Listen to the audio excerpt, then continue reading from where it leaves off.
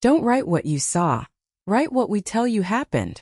The man in the gray suit said it like he was asking me to refill a water pitcher.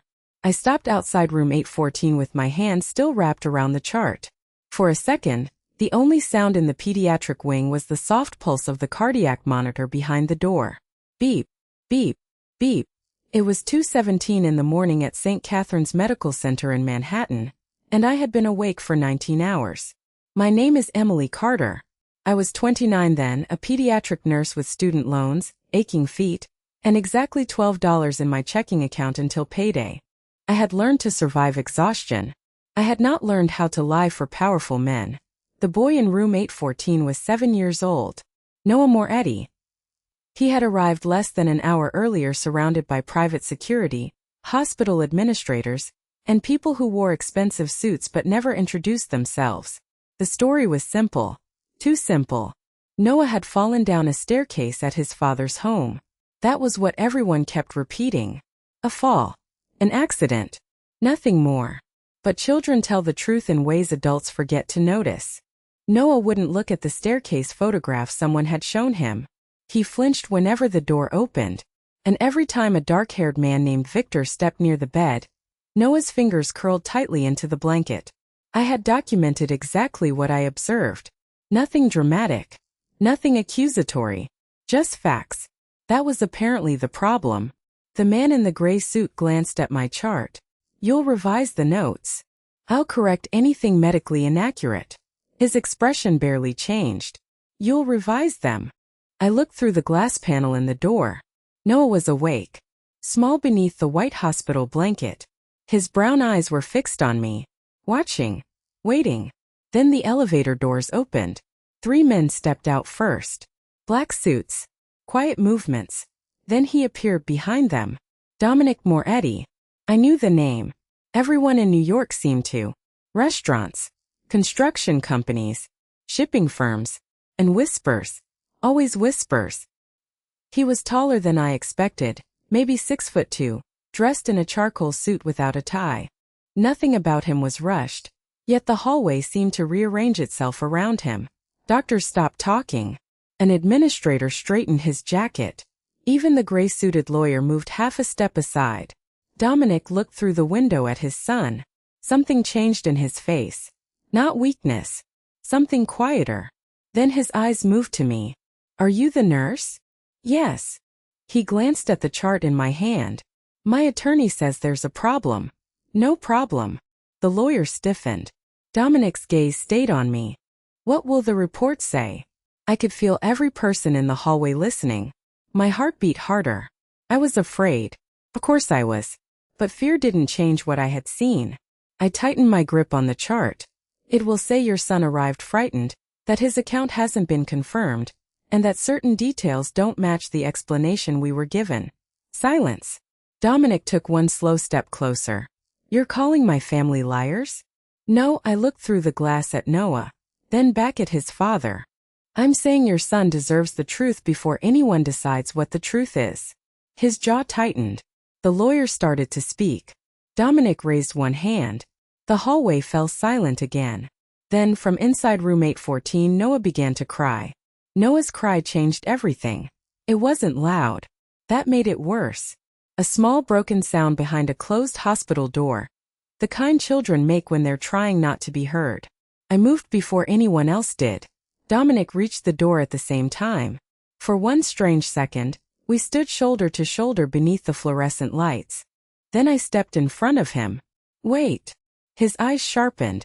That's my son. I know. Then move. No, the word came out quieter than I expected. The hallway froze. Dominic Moretti looked like a man who had spent years watching people obey him before he finished speaking. I pointed through the glass. He's scared. His expression hardened. Of what? I don't know yet. Then let me in. If you walk in with 5 men behind you, he may not tell us. Dominic glanced over his shoulder. His security detail stood several feet away. The lawyer. 2 administrators. Victor. That was when I noticed Noah. He wasn't looking at his father. He was staring past him. Victor. His uncle leaned against the wall in a navy suit, arms folded loosely. wearing the patient expression of someone inconvenienced by the entire night. Noah's crying stopped. His breathing didn't. It became shallow. Fast. I felt something cold settle in my stomach. Everyone stays outside, I said. Victor gave a short laugh. You're serious? Yes. He looked at Dominic. You're letting a nurse give orders now? Dominic didn't answer immediately. His gaze moved from Victor to Noah, then back to me. 5 minutes. I opened the door. Dominic caught it before it closed. Carter. I turned. He had read my badge. If he says anything, I'll document it. His jaw tightened. That wasn't what I was going to say. I waited. For the first time since he arrived, his voice lost some of its steel. If he asks for me, call me. I nodded. Then I went inside. The room smelled like antiseptic and plastic tubing. Noah had pulled his knees toward his chest. I lowered the lights. Not dark, just softer. Then I sat in the chair beside his bed. I didn't ask what happened. I didn't mention stairs. I didn't mention his father. Children know when adults are hunting for answers. Sometimes the safest thing you can give them is silence. So I checked his pulse, adjusted the blanket, poured water into a paper cup. 3 minutes passed. Then 4. Noah finally looked at me. Am I in trouble? The question nearly broke my heart. No, his fingers tightened around the blanket. Dad's mad. Your dad looks worried. He looks mad when he's worried. Despite everything, I almost smiled. That sounds complicated. Noah nodded seriously. Then his eyes shifted toward the door. The smile disappeared before it ever reached his face. Do I have to go home? Not tonight. His shoulders dropped half an inch. Relief.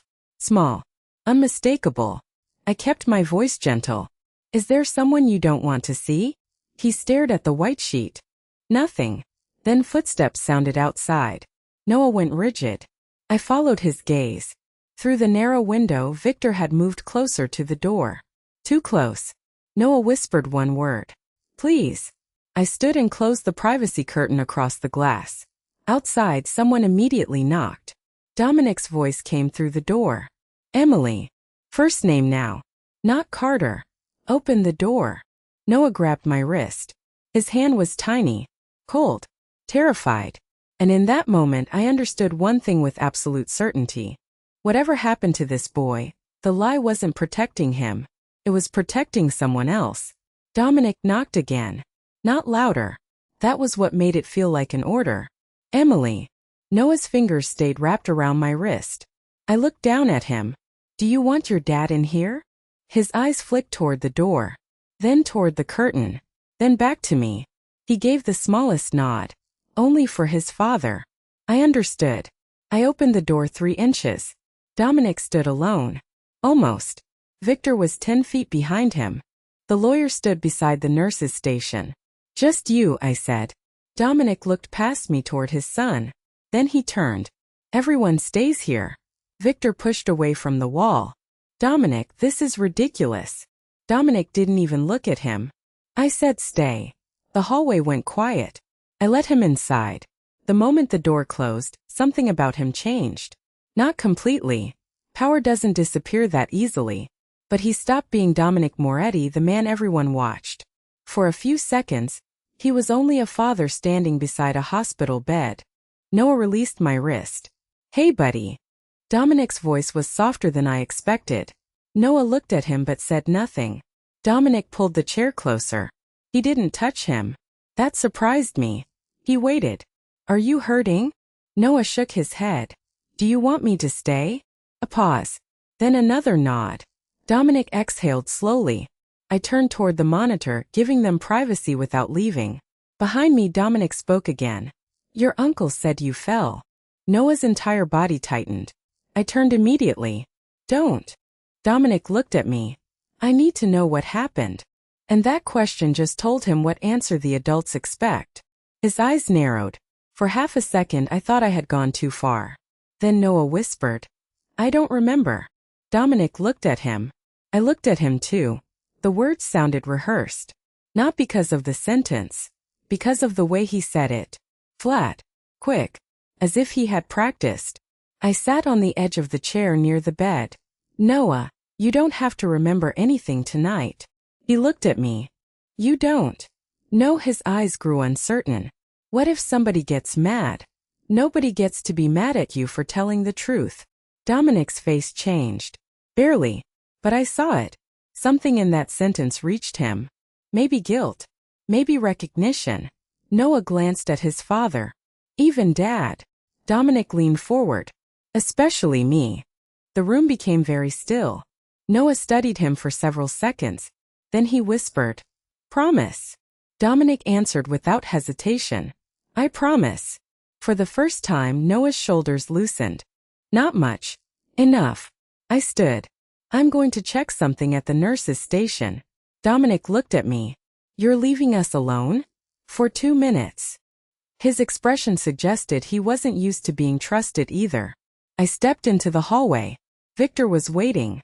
"You're making this worse," he said. "For who?" His smile disappeared. Before he could answer, I noticed something on his right hand. A ring. Heavy silver. Black stone. An engraved crest shaped like a crown split by a narrow line. My stomach tightened.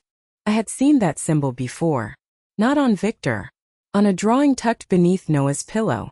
A child's drawing of a hand. And one dark ring colored carefully in black.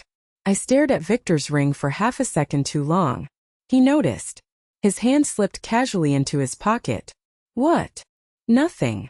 The word came too fast. Victor smiled. It was polite. Controlled.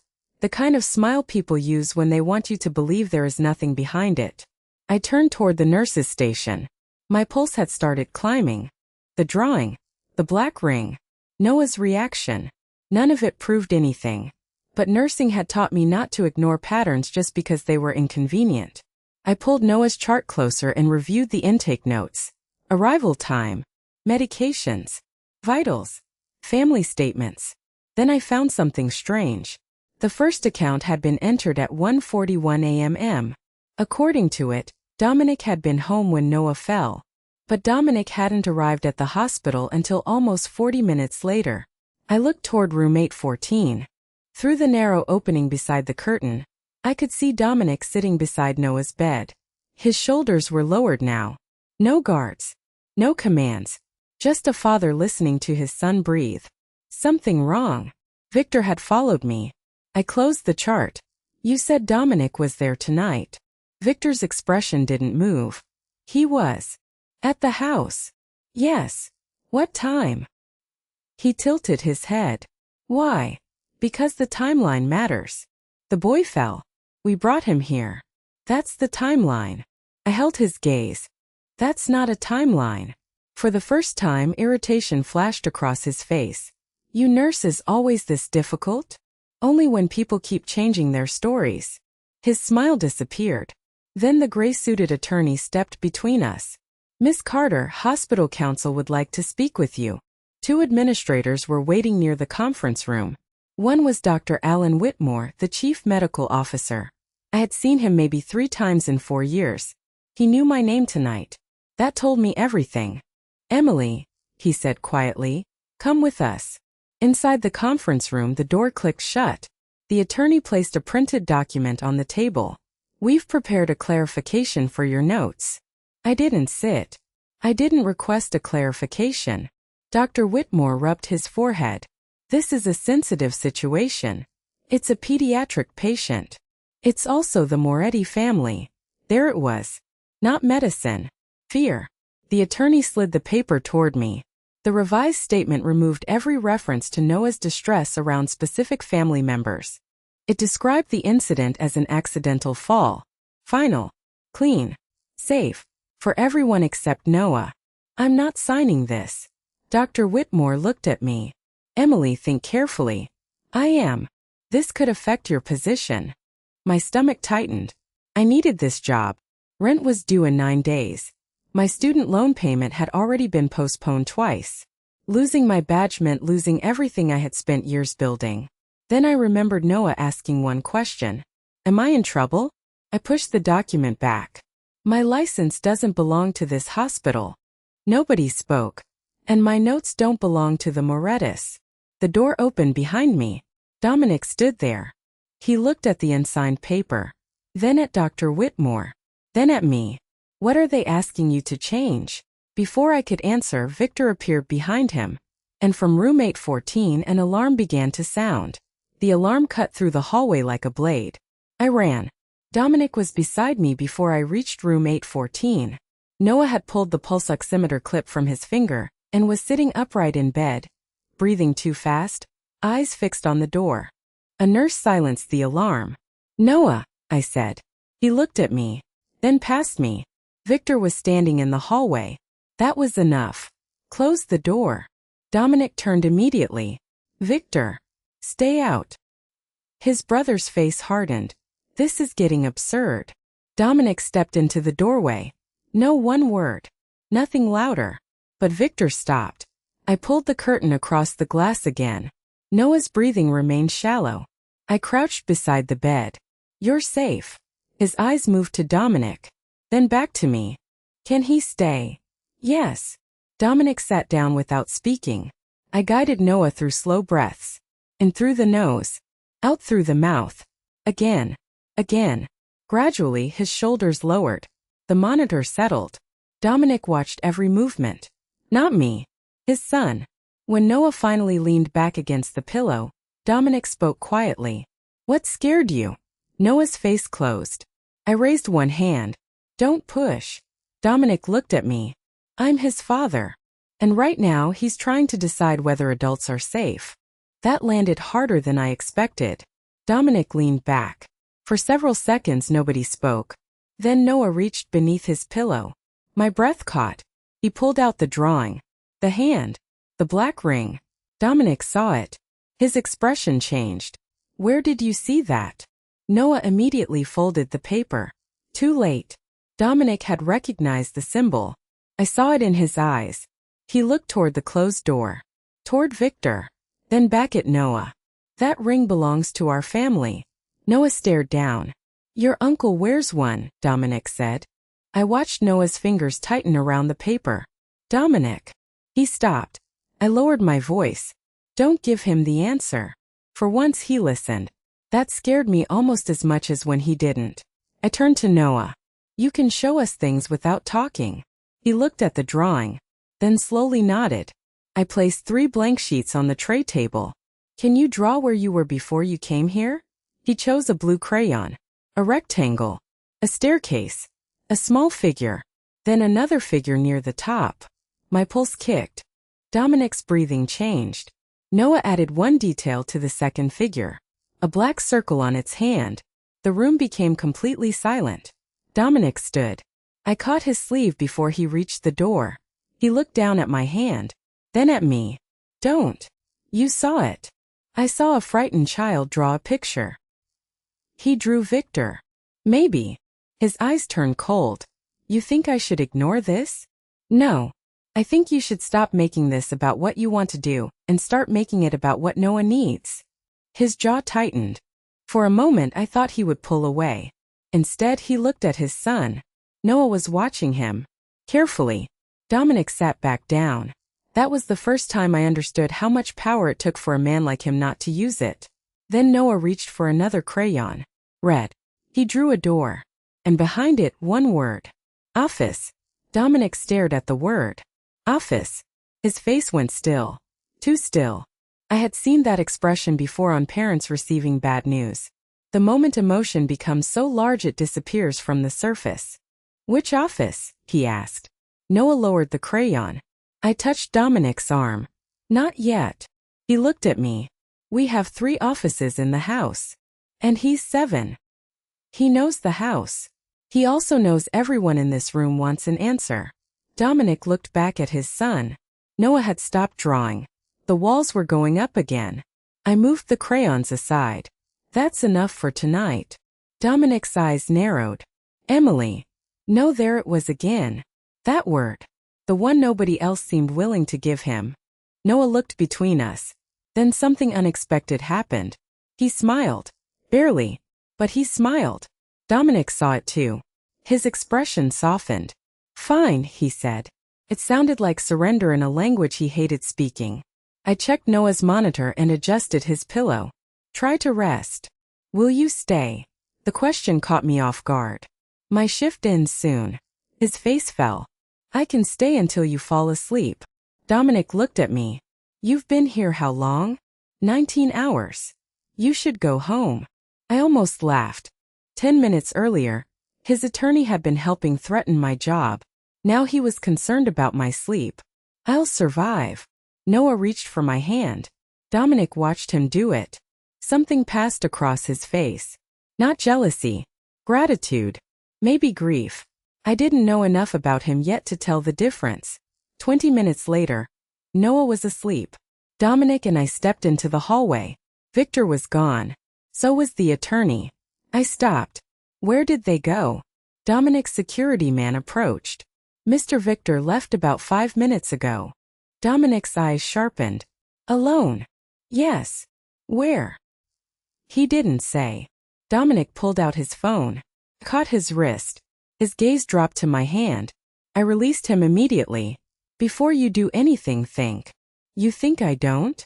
I think you're angry. He frightened my son. We don't know that. You saw the drawing. I saw a clue. His voice dropped. A clue pointing at my brother. And if you decide the ending before Noah tells you the story, you're doing exactly what everyone else did tonight.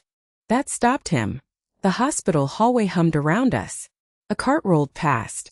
Somewhere an elevator chimed. Dominic looked through the glass at his sleeping son. Then he put the phone away. Come with me. Where? Security office. I didn't move. Why? Because St. Catherine's cameras cover every entrance. My pulse quickened. You think Victor was here before Noah arrived? I think Victor knows this hospital too well. We took the service elevator downstairs. The security office smelled like burnt coffee and old carpet. Dominic spoke to the supervisor. Within minutes, footage from the emergency entrance appeared on 6 monitors. 1:32 a.m. A black SUV pulled beneath the canopy. Victor stepped out first. Then Noah. Walking. Not carried. Not crying. He looked frightened but physically steady. I leaned closer. That's before the intake report. Dominic said nothing. The footage continued. Victor crouched beside Noah. Spoke to him. Then reached into his pocket. The ring caught the overhead light. Noah stepped backward. Dominic's jaw tightened. And then another person appeared from the SUV. The gray-suited attorney. He handed Victor a folder. On the screen, Victor opened it. Inside was a document. Already printed. Already prepared. 20 minutes before anyone asked me to change my notes. I looked at Dominic. They planned the story before Noah even entered the hospital. Dominic stared at the screen. No, his voice was barely audible. They planned it before he left the house. Dominic watched the footage 3 more times. Each replay made the room feel colder. Victor arriving first. The attorney beside him. The folder already prepared. Noah stepping away from his uncle. It was all there. Not proof of everything, but enough to destroy the version they had tried to force into my chart. Dominic finally looked at the security supervisor.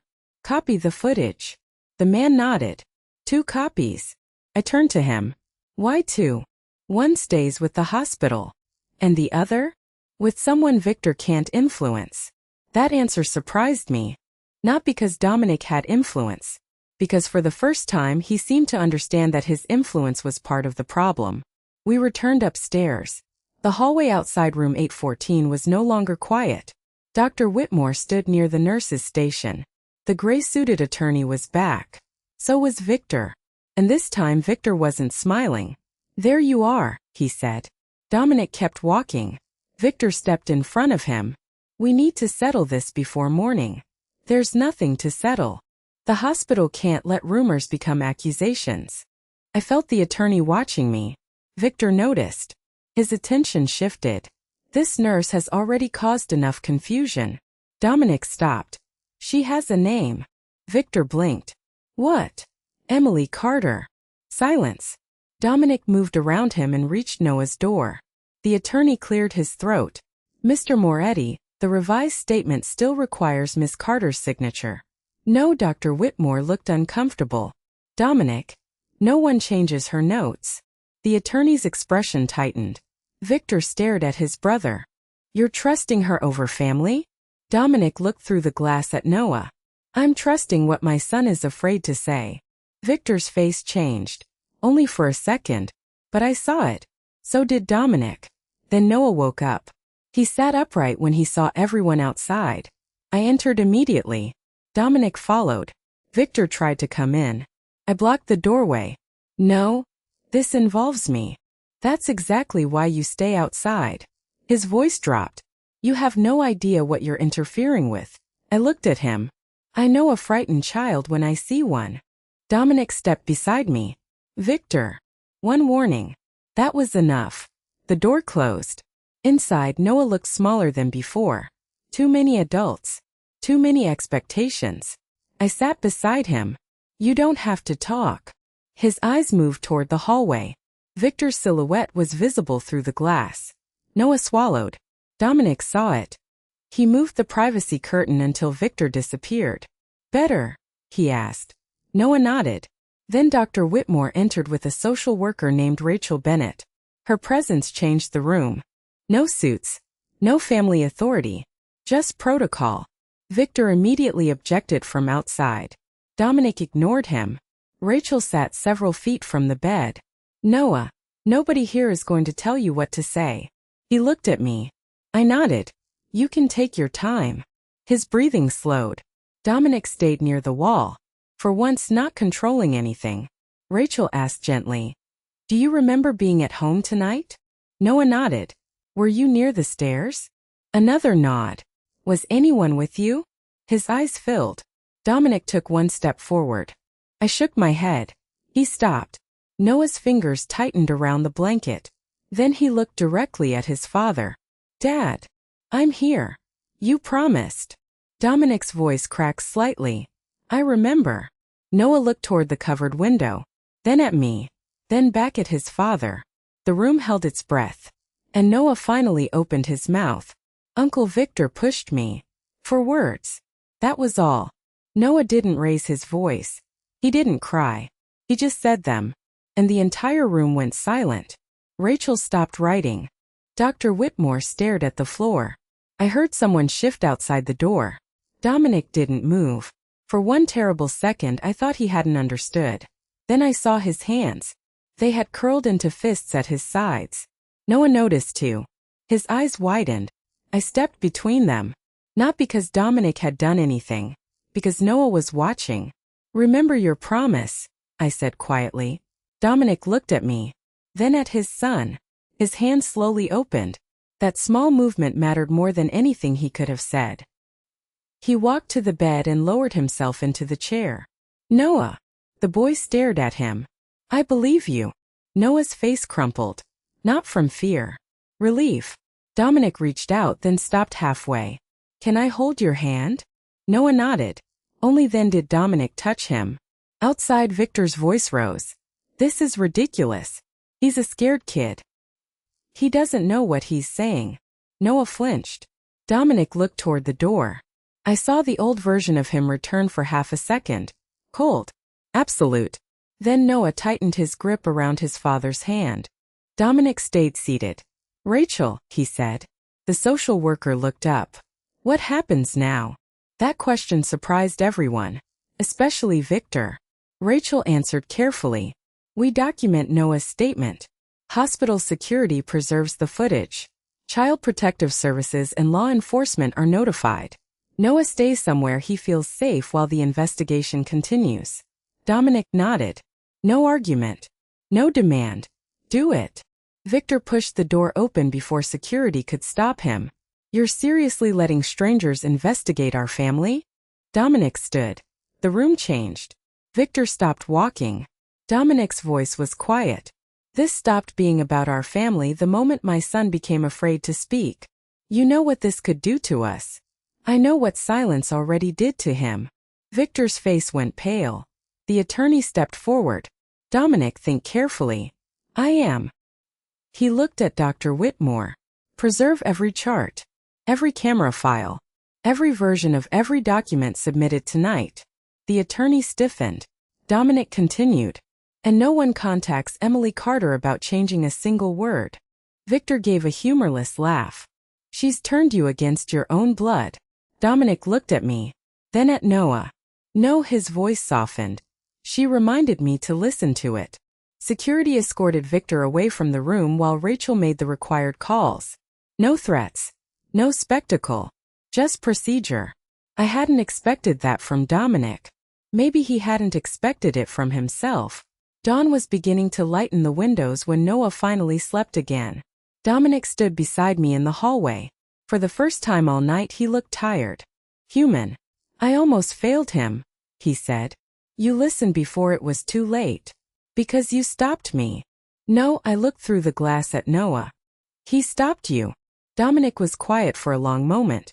Then he said, I spent my whole life making sure nobody could challenge me. I looked at him. And tonight. His eyes stayed on his son. Tonight I learned the person I should have been listening to was 7 years old. By 8 that morning the hospital had changed. Not physically. The same carts rolled down the hall. The same coffee burned in the staff lounge. The same fluorescent lights hummed overhead. But everyone knew something had shifted. Victor was gone. The attorney was gone. And Dominic Moretti was still sitting outside room 814 with his jacket folded over one arm and his tie nowhere in sight. I finished my final chart entry at 8:12. 20 hours. My body felt made of sand. I clipped my badge back onto my scrub top and stood. Dominic looked up. You're leaving. My shift ended a long time ago. He glanced toward Noah's room. He'll ask for you. That's okay. His expression tightened slightly. You're coming back? For my next scheduled shift. That answer clearly wasn't the one he wanted. I picked up my bag. Dominic, he doesn't need me forever. He stood. I know. Does he? That stopped him. I looked through the window. Noah was awake now, talking quietly with Rachel. Not much, but talking. That mattered. Dominic followed my gaze. I thought protecting him meant controlling everything around him. And now? He was silent for a moment. Now I think maybe it means making sure he never has to be afraid of telling me the truth. I smiled. Better. He almost smiled back. Almost. Then Dr. Whitmore approached. Emily. My stomach tightened automatically. Old reflex. Authority walking toward you rarely meant good news. He stopped in front of me. Your documentation is being preserved exactly as entered. I nodded. And the hospital has opened an internal review regarding the pressure placed on you. Dominic's eyes hardened. I raised one hand. No, he looked at me. This is the hospital's responsibility. They threatened your job. And if you fix every problem with your power, nothing actually changes. Dr. Whitmore looked uncomfortable. Dominic looked annoyed. Good. Annoyed meant he was listening. I turned back to Whitmore. I want everything in writing. You'll have it. And protections for any nurse who refuses to alter a chart in the future. He hesitated. Dominic noticed. So did I. Whitmore nodded. Yes. Only then did I leave. 3 days later I returned for my night shift. No black SUVs blocked the entrance. No private security filled the hallway. Just one little boy sitting cross-legged in bed with colored pencils scattered around him. Noah grinned when he saw me. You came back. I told you I would. Dominic stood near the window. He looked different. Not softer. Just quieter. On the tray table sat a new drawing. 3 people. A small boy in the middle. A man on one side. A woman in blue scrubs on the other. Picked it up. Who's this? Noah pointed. Dad. Then me. You. Dominic cleared his throat. And what am I doing? Noah looked very serious. Listening. I laughed. Dominic didn't. His eyes dropped to the picture. Then he looked at his son. I'm trying. Noah nodded like that was enough. Maybe it was. Months later, Victor faced the consequences of what he had done through the courts. Not through Dominic's world. That choice cost Dominic respect from men who believed fear was strength. He never complained. One evening, long after Noah had gone home, Dominic found me outside the hospital. Why weren't you afraid of me that night? He asked. I looked at him. I was. He frowned. Then why did you keep saying no? I thought about Noah. About that hospital room. About 4 quiet words. Because your son was more afraid than I was. Dominic said nothing. For once he didn't need to. He had ruled people by fear for years. But a 7-year-old boy taught him something power never could. The strongest man in the room isn't always the one everyone obeys. Sometimes it's the one brave enough to listen.